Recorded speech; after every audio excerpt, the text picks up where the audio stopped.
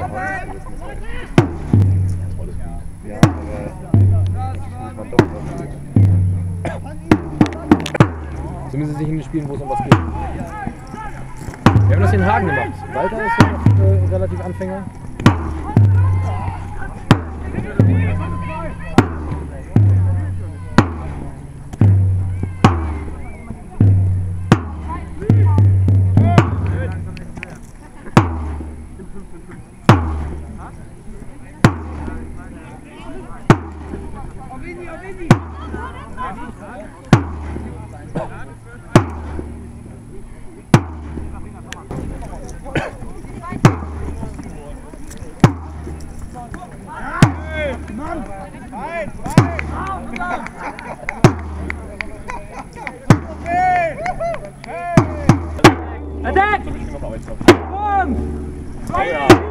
Das war ein Wettbewerb.